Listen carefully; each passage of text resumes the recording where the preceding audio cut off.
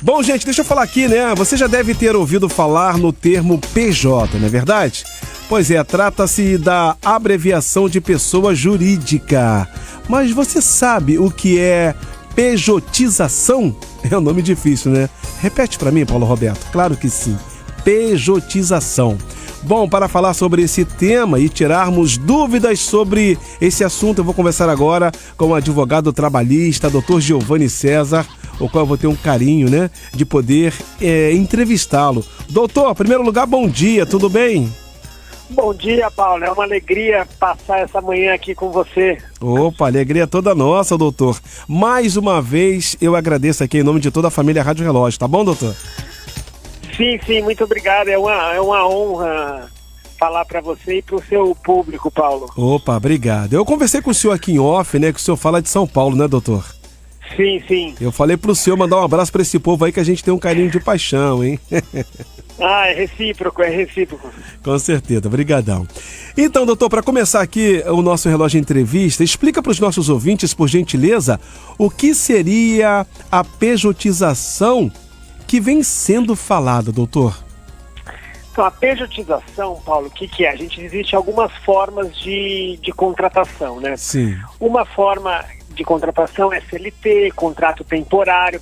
Só que no decorrer do tempo, as pessoas têm contratado como PJ. Sim. Então, em vez de você ser contratado como funcionário CLT, com todos os direitos, você é contratado como PJ, ou seja, você abre uma pessoa jurídica, você abre uma empresa e você trabalha como se fosse duas empresas, porque o contrato normal é uma empresa, pessoa jurídica, e uma pessoa física, né? A pejotização seriam duas empresas. E essa pejotização é um termo porque ela remete para a gente da Justiça do Trabalho, remete à fraude. Sim. Porque você tem os mesmos obrigações de um funcionário seletista, ou seja, horário para chegar, horário para sair, subordinação. Só que quando você vai ter os benefícios, você não tem os benefícios da pessoa, do funcionário normal. Então você não tem férias, você não tem 13º, você não tem fundo de garantia, porque você é uma PJ, vamos dizer assim, você seria uma empresa. Agora, doutor, sobre essa colocação que o senhor falou pra gente agora aqui, e é verdade que ela traz malefícios para o empregado? Se sim, por quê e quais são, doutor? Então, todos os benefícios que você tem na CLT, você não se enquadra com uma pessoa jurídica. Então, por exemplo, você está trabalhando lá como um PJ numa empresa. Sim. Se amanhã a mulher engravida, ela não vai ter nenhum tipo de licença gestante, ela não vai ter nenhum tipo de estabilidade. Então, acontece o seguinte, o contrato ele é muito mais falho. Então, a mulher engravida, no mês seguinte, ela está demitida, se for de interesse do empregador. Quando você sai, e você é um funcionário seletista, vamos dizer, você sai com uma série de direitos, de benefícios. Então você tem direito ao fundo de garantia, às verbas rescisórias, você vai ter direito a um seguro-desemprego, a multa do fundo de garantia. Como você é PJ, você não tem direito a nada disso, você só tem direito ao saldo salário. Então se você trabalhou 10 dias, vão te pagar esses 10 dias e você sai literalmente com uma mão na frente e outra atrás. Um outro benefício, o homem, a mulher, sofre um acidente indo para o trabalho, não tem nenhum benefício previdenciário, nenhum auxílio acidente. Por quê? Porque não são trabalhadores, não são considerados na lei como trabalhadores. Aí fica difícil, né, doutor, para a pessoa que trabalha como PJ e fica fácil também para a pessoa que trabalha como CLT, né? Porque eu acho que os benefícios ajudam no momento da engravidez, no momento que a pessoa se adoece, né, doutor?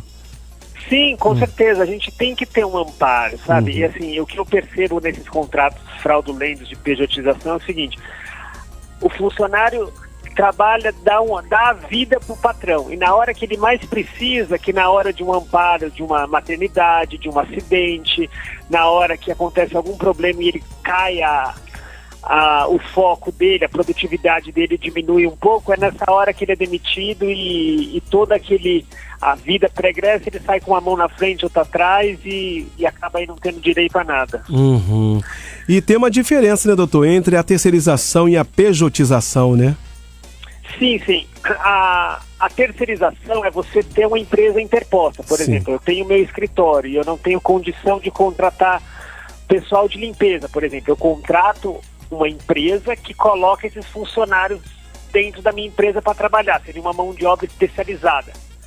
A pejotização não, a pejotização seria, vamos dizer assim, uma fraude, né? Porque você contrata um funcionário e ele tem todas as obrigações de um seletista, ele tem horário para chegar, horário de ir embora, mas na hora de pagar você não paga nada mais, você só paga aquele valor, você não paga nenhuma contribuição para ajudá-lo a aposentar, você não paga 13º, você não paga férias. Sim. Então, assim, a terceirização, ele tem esses benefícios. Ele é um funcionário registrado, só que ele é registrado por outra empresa, né? Sim, sim. Ô, doutor, e como podemos identificar e comprovar a pejotização? Certo. É uma pergunta muito, muito boa essa, Paulo. Como que a gente identifica a pejotização? Se você tiver os mesmos requisitos de um trabalhador normal, você é bem provável que seja uma fraude. Então, quais são os requisitos do trabalhador normal? Pessoalidade. Eu posso me fazer substituir? Porque se eu contrato uma empresa para pintar uma parede de um quarto, e essa empresa é PJ, se vier o João, o José, o Hugo pintar essa parede, para mim não muda nada. Eu quero essa parede pintada até data tal. Mas agora, se eu preciso isso, eu não posso mandar ninguém no meu lugar, aí já é um dos requisitos. Outro requisito, eu recebo esse salário todos os meses, o mesmo salário? Porque a pessoa jurídica eu recebo por empreitada, então eu faço aqui, um mês eu recebo mais, um mês eu recebo menos. Não, eu recebo todos os meses esse salário, isso presume-se uma fraude também. Eu tenho subordinação direta, então assim, eu tenho horário para chegar, eu tenho horário para sair, eu tenho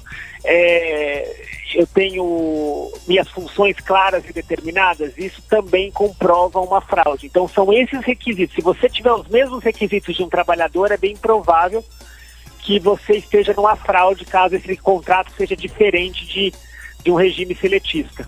Boa, doutor. Falou tudo e mais um pouco, explicou bem pra gente. Com certeza as pessoas que estão em casa ouvindo aqui a programação estão fazendo joinha lá, não tenha dúvida. Doutor, para fechar aqui, quais os direitos dos trabalhadores regidos pela CLT e os que são PJ? E quais as diferenças entre elas? Certo. Vou começar pelo PJ, que é mais fácil. Sim. O trabalhador PJ, ele não tem direito nenhum. Só aquele direito que foi acordado na contratação. Sim. Então, em regra, seria o quê? Só o salário. Certo? Então, o único direito que ele tem é o que foi acordado. Então, o salário. Mas às vezes ele acordou o salário e acordou também um 13º. Então, ele vai ter direito só a esse salário 13º. Ele não tem mais nenhum direito a mais. Eu, particularmente, já defendi mais de 300, 400 PJs. Eu nunca vi um contrato que estabelece mais direito do que salário e 13º. No máximo, estourando é um 13º. O funcionário seletista, ele já tem uma gama de direitos, que seria o quê? Férias de 30 dias a cada ano trabalhado, 13º salário no valor de um salário no final de cada ano, ou proporcional. Sim. Todo mês é o fundo de garantia. Ele tem acesso a todos os benefícios previdenciários. Então, se ele é desligado sem justa causa, ele vai ter ali um período para ele receber o seguro-desemprego. Caso receba um acidente de trabalho, ele vai receber o auxílio acidentário. A mulher tem direito à estabilidade gestante de 120 dias ali. Depois do parto, ela vai ter direito ao auxílio gestante enquanto ela estiver amamentando. E tem uma coisa também que o PJ raramente ele contribui com o INSS. A gente sabe, a gente vive num país que se alguém te pagar R$3.000 como PJ, você usa aqueles R$3.000 e você não vai pagar uma previdência por fora, uma previdência privada. A gente vive muito no limite do orçamento. E como ele não recolhe, ele não conta como tempo de previdência. Então esse período que ele trabalhou como PJ é um período que inexiste para ele aposentar. Entendeu? E o funcionário CLT, se ele trabalhou 10 anos, é 10 anos que ele consegue se aposentar ali, que conta como contribuição. Mas é bom, doutor, a pessoa então, no caso, já que o senhor entrou nesse assunto para poder finalizar aqui, o PJ é bom ele pagar mensalmente, doutor? Seria essencial ele pagar mensalmente, viu? Porque senão tem muitos trabalhadores PJ ali que o cara trabalhou 20 anos como PJ. Só que chega na hora de aposentar, quando você vai fazer o cálculo, ele já tem 68 anos e ainda falta mais 7, 8 anos para conseguir um valor maior, porque ele nunca recolheu. Aí fica difícil. Isso, você pode até ver, um contrato pejotização que a gente fala é esse contrato do Uber. Então, quando você for pegar um Uber aí na cidade, pergunta, você costuma recolher INSS? Você vai ver que pouquíssimas pessoas recolhem. Isso é ruim, né, doutor? É ruim porque você não se aposenta, você não tem auxílio nenhum previdenciário, você não tem... Você aposentaria por idade ali com 75 anos com um salário mínimo, que a gente sabe que hoje, às vezes, isso o idoso gasta numa farmácia, sabe? Agora, só para poder finalizar, doutor, é bom que a pessoa pague o PJ, ou então se a pessoa for CLT, né, que faça uma previdência ali para poder ter uma aposentadoria melhor no final da sua idade aí, né, doutor? Sim, se conseguir fazer uma aposentadoria privada é melhor, porque a gente sabe que a gente tem... Eu sei que não é o objeto aqui da conversa, mas a gente sabe que tem milhares de problemas na Previdência, até tem algumas pessoas que entendem que essa Previdência não é sustentável e vai acabar ou vai dificultar muito, mas assim, quem conseguir recolher um valor para se planejar para velhice seria essencial, pode ser o mínimo. Quanto que é o mínimo ali? R$183. Eu sei que tem muitas famílias que não conseguem e tudo bem, mas quem conseguir ali tirar de alguma coisa para pagar uma previdência seria essencial. Boa dica, hein, doutor? Diga-se de passagem aqui para os nossos ouvintes. Só para finalizar então, doutor, lembrando aqui aos nossos queridos ouvintes que eu conversei com o advogado trabalhista, doutor Giovanni César, fera, brabíssima, passou tudo pra gente aqui sobre a pejotização. Doutor, só tenho que agradecer primeiramente a Deus e ao senhor por essa oportunidade, tá, doutor? Eu que te agradeço muito, Paulo, pela oportunidade de falar. Eu acho que assim, a gente só vai mudar a nossa sociedade com conhecimento, e às vezes as pessoas não questionam o seu direito porque elas nem sabem que são detentoras de tal direito. Sim. A gente ainda tem uma cultura no país que o empresário está te fazendo um favor em te contratar. Então a gente precisa entender nosso lugar, entender nossos direitos, questionar nossos direitos, buscar nossos direitos, que só assim a gente vai mudar a nossa sociedade. Com certeza. E é bom tirar qualquer dúvida, procure um advogado, né, mais próximo de sua casa, ou então se quiser tirar alguma dúvida com o doutor Giovanni aí, como é que faz, doutor? Eu tenho uma rede social bem ativa, que todo dia eu posto algumas dicas, que é Giovanni, com 2 N's e I no final, _ César, _ ADV. Opa! Então, Giovanni, _ César, _ ADV. E advogado é uma questão de confiança, então assim, tem dúvida, procura um advogado, vai fazer uma consulta. A maioria dos advogados não cobra consulta, então questionem, busquem. A internet também tem muita coisa bacana, simples de entender. Sempre é bom ficar atento aí, conforme mesmo o senhor citou aí, procurar um advogado de muita confiança. De preferência, o doutor Giovanni César. De preferência. É isso aí. Doutor, obrigado, tá, querido? Obrigado, eu que te agradeço, Paulo. Um bom dia para você, para sua audiência e uma excelente semana. Ok, pro senhor também, toda a família. E um abraço aí mais uma vez para esse povo de São Paulo, hein?